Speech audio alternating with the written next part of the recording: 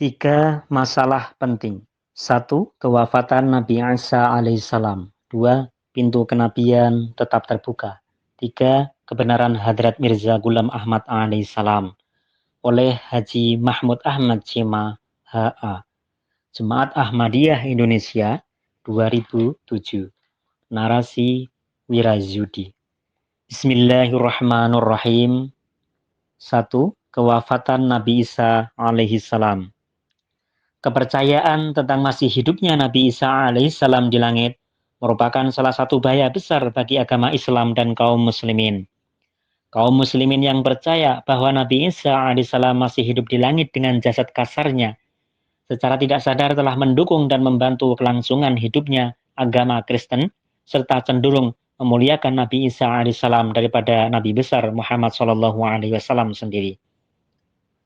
Berhubung dengan itu, saya harap agar semua anggota Jemaat Ahmadiyah mempelajari dan menghafalkan ayat-ayat Al-Quran dan hadis Rasulullah SAW tentang kewafatan Nabi Isa alaihissalam, agar dapat memberi keterangan dan penjelasan baik kepada kaum muslimin sendiri maupun kepada golongan Kristen bahwa Nabi Isa alaihissalam itu telah wafat lebih kurang 2000 tahun yang lalu.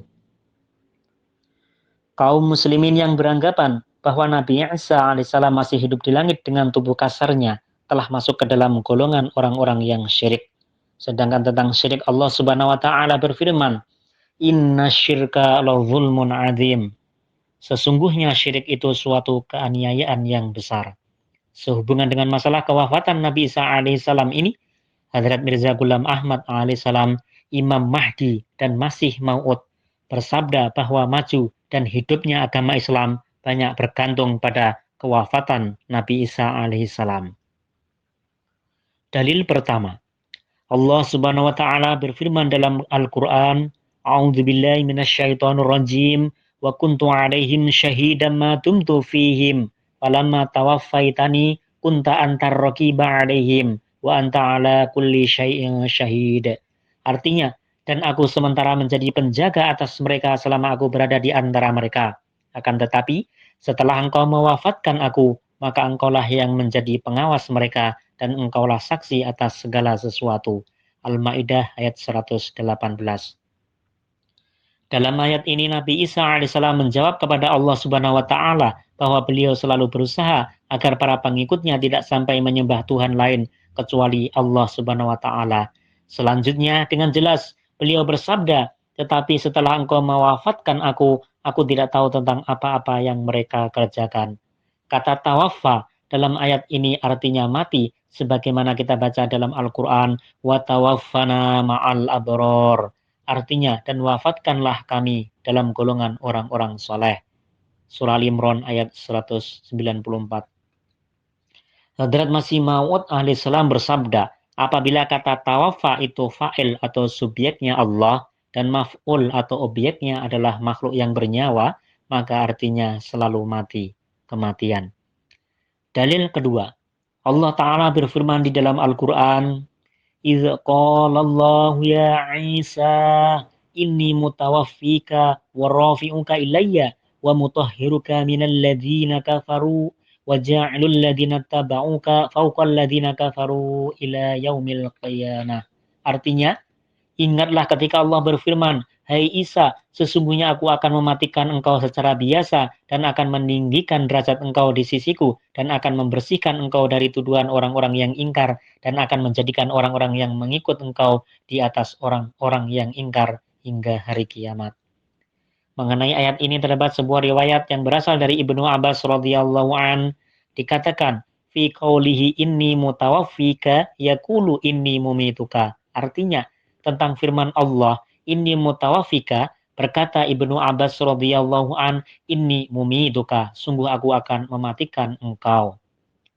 Ad-Durrul Mansur fi Tafsiril Ma'sur Jalaluddin As-Suyuti, Darul Fikr 1983 jilid 2 halaman 224.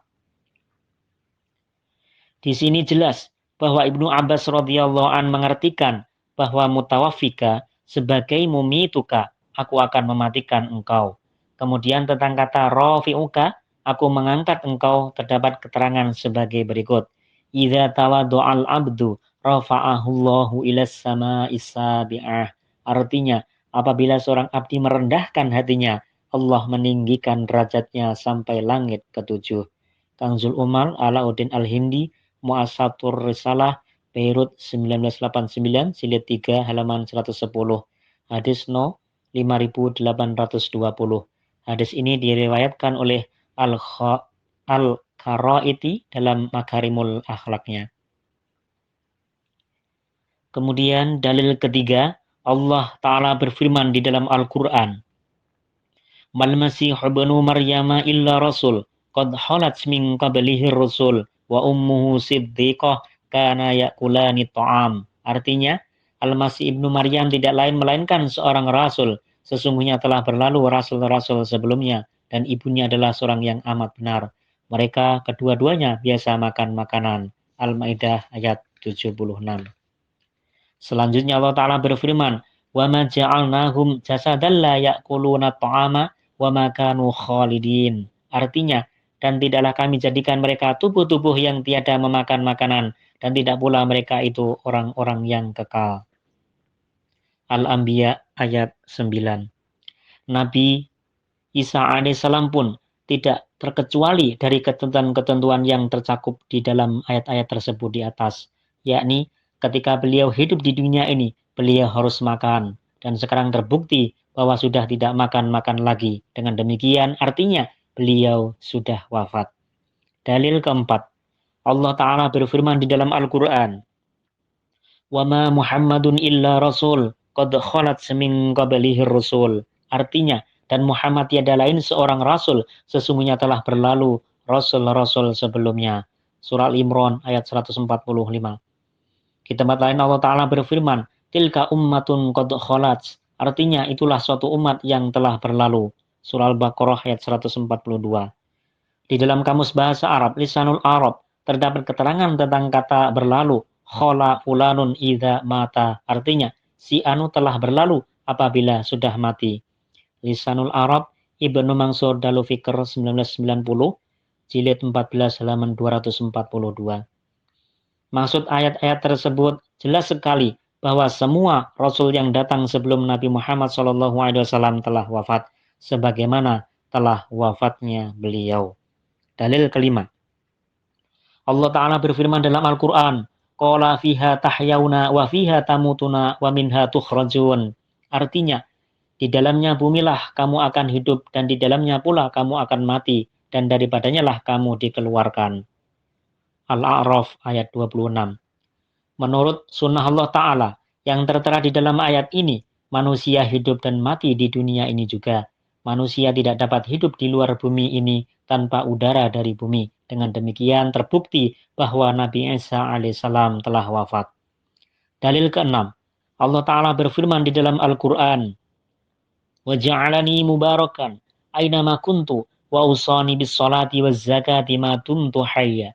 Artinya, dan dia menjadikan aku, Isa alaihissalam, sebagai orang yang diberkati di mana saja aku berada, dan dia memerintahkan kepadaku sholat dan zakat selama aku hidup. Maryam ayat 32. Allah Ta'ala telah memerintahkan kepada Nabi Isa alaihissalam agar selama beliau hidup harus mendirikan sholat dan membayar zakat. Sedangkan sekarang beliau tidak lagi membayar zakat. Dengan demikian terbukti bahwa beliau sudah wafat. Dalil ketujuh, Allah Ta'ala berfirman di dalam Al-Quran, وَمَا جَعَلْنَا لِبَشَرٍ مِّن قَبْلِكَ الْخُلْدَ أَفَإِن مِّتَّ فَهُمُ الْخَالِدُونَ. Artinya, kami tidak memperkenankan seorang manusia pun sebelum engkau Muhammad untuk hidup kekal. Maka jika engkau mati, lalu apakah mereka akan hidup untuk selama-lamanya? Al-Anbiya ayat 35. Nabi Muhammad SAW telah wafat. Berdasarkan ayat ini, tidak mungkin bagi orang atau nabi lain untuk dapat hidup kekal, termasuk Nabi Isa alaihissalam. Dalil ke-8, di dalam sebuah hadis yang diriwayatkan oleh Imam Tabrani, Fatimah radhiyallahu anha menerangkan bahwa Rasulullah SAW bersabda, Anna Isa bin Maryam asya isrina wa mi'ata sanah. Artinya, sesungguhnya Isa ibnu Maryam usianya 120 tahun. Dalil ke-9, Rasulullah SAW bersabda, Laukana Musa wa Isa hayyaini lamma sami'uha lamma wasi'ahuma illa tiba'i. Artinya, jika Musa alaihissalam dan Isa alaihissalam hidup, mereka harus mengikuti aku. Permasalahan.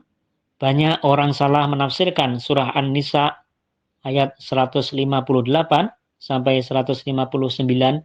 Menurut mereka, Nabi Isa alaihissalam tidak disalib, tetapi diangkat oleh Allah Ta'ala ke langit. Yang disalib adalah orang lain, yakni Allah Ta'ala menggantikan Nabi Isa dengan orang lain yang diserupakan dengan beliau.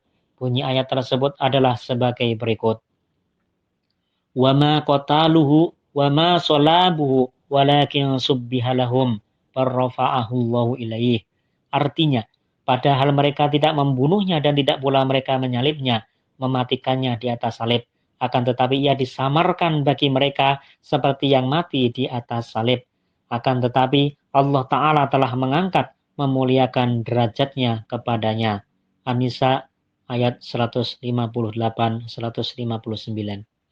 Jawaban, perkataan wama sholabuhu dalam ayat tersebut bukan berarti bahwa orang-orang Yahudi tidak menaruh Nabi Isa alaihissalam di atas salib, tetapi yang sebenarnya mereka tidak menyalibnya sampai mati. Di dalam kamus Al-Munjid kita membaca sholabal aidoma istakhraja wadakaha, artinya ia menyalib tulang-tulang, artinya mengeluarkan sum-sumnya. Sedangkan Nabi Isa alaihissalam tidak dipatahkan tulang-tulangnya dalam peristiwa penyaliban tersebut. Adapun maksud perkataan syubbihalahum, disamarkan atas mereka, bukan berarti Nabi Isa alaihissalam itu disamarkan atau diganti dengan orang lain, melainkan disamarkan seolah-olah beliau telah mati di atas kayu salib. Tentang perkataan rafa'ah telah dijelaskan dalam dalil kedua. Permasalahan, banyak orang mengatakan menurut hadis Bukhari berikut ini, Nabi Isa alaihissalam akan turun dari langit di akhir zaman. Kaifa antum idza nazala ibnu Maryam fikum wa imamukum minkum? Artinya, bagaimana sikap kalian apabila telah turun ibnu Maryam pada kalangan kalian, sedangkan dia menjadi imam dari antara kalian? Jawaban, pertama-tama di dalam hadis tersebut tidak terdapat kata langit, dan arti kata nazala bukanlah turun dari langit. Contoh lain yang jelas kita dapatkan dalam Al-Quran adalah wa anzalnal hadida, artinya dan kami turunkan besi. Al-Hadid ayat 26. Semua orang tahu bahwa besi tidak diturunkan dari langit. Jadi kata nazala tidaklah berarti turun dari langit. Selanjutnya dalam hadis tersebut yang dimaksud dengan kata ibnu Maryam bukanlah Nabi Isa alaihissalam ibnu Maryam yang dulu pernah diutus kepada Bani Israel. Sebab Nabi Isa alaihissalam ibnu Maryam itu telah wafat. Justru yang akan datang adalah orang lain yang sifat-sifatnya menyerupai Nabi Isa alaihissalam ibnu Maryam. Sama halnya seperti Nabi Yahya alaihissalam yang datang menyandang sifat-sifat Nabi Ilyas alaihissalam. Semoga Allah Ta'ala memberi taufik dan hidayah kepada semua kaum muslim agar mereka mengerti dan meyakini tentang kewafatan Nabi Isa alaihissalam. Sebagaimana dijelaskan dalam dalil-dalil tersebut di atas, sebab keyakinan atau kepercayaan tentang kewafatan Nabi Isa alaihissalam itu mengandung arti sukses dan kehormatan serta kehidupan bagi agama Islam dan Rasulullah Shallallahu Alaihi Wasallam.